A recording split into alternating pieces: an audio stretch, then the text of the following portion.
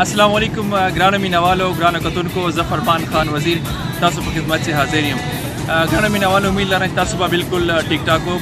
لکه تاسو موږ پروګرام په ریډیو باندې اورېدلی وي خو نن زه په اوپن اټماسفیر کې موسم انتهایی زبردست تاسو په خدمت کې حاضر یم او ډېرې زبردست خبرې مې تاسو لپاره راوړې دي. تاسو به یقینا نن یو سرپرایز به تاسو فیل کړئ چې د فرمان خان څرنګه مخې ته موږ ته راغی په ویډیو په واسطه سره. نو موږ یو چینل لانچ کو انتهایی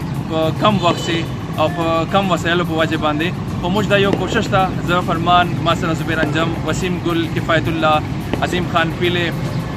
احمد جان اقبال خان دا د موږ کوم دا ملګری دي دا غړي دي دا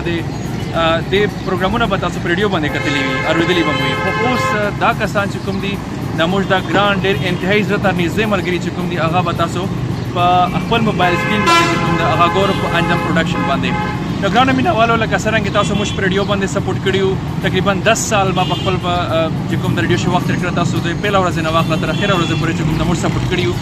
نن موږ زه په خپل باندې زبیر انجم صاحب په هغه باندې چې تاسو موږ سپورټ کوو په هر لحاظ سره. نو ان قریب چې کوم دا موږ دا هغه چې کوم د چینل دا غلانچ کو انجم پروډکشن په نام باندې تاسو چې دنیا په کومه حصے چې موجود یو کاغه په امارات شي او کده انګلند شي او چیرته هم تاسو یو پاکستان شي او ال پاکستان چې موږ تاسو ته چې کوم د تصویر رسی نو تاسو به هغه باندې موږ ته کمنټ هم راکوه موږ پروګرامونه به چې کوم دی هغه تاسو خوښو موږ چې کوم انیشلی سټیپ اخلو په دې شی به موږ چې کوم دا حجره یو پروګرام چې کوم دا هغه به موږ لانچ کوو او ان شاء الله هغه ټایمینګ چې کوم دا هغه به موږ تاسو ته په فیسبوک باندې چې کوم دا هغه درته شوی چې موږ به دا پروګرام کلوي خو د موږ کوم دا کلچر د حجره پروګرام چې کوم دا غړي زیات خرڅه ولا نو ان قریب چې کوم د 100 ورځې بعد به موږ د حجرې پروګرام لانچ کوو په دې شی به موږ سره چې کوم د خپل څومره غړي دي هغه به موجود وي هغه به چې کوم تاسو بریف کوي. نو ګرانو مینوالو زه یو ځل بیا تاسو نه دا ریکویسټ کوم دا خواسته ما چې انجم پروډکشن تاسو ته انتهایی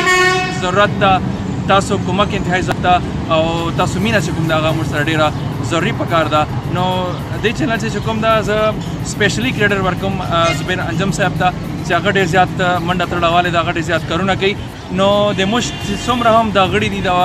چې کوم سره پاتې شوي دي په ریډیو شي هغه په دې شي موږ سره موجود دي. نو ان شاء الله زه دا امید لرم چې دا چینل به چې کوم دغه مخ په وړاندې باندې درومي او موږ ته خدای پاک دا توفیق راکړي چې څرنګه تاسو په ریډیو باندې پښ کړي هغه صحیح پروګرامونه تاسو ته وکړو. ډېره مهرباني.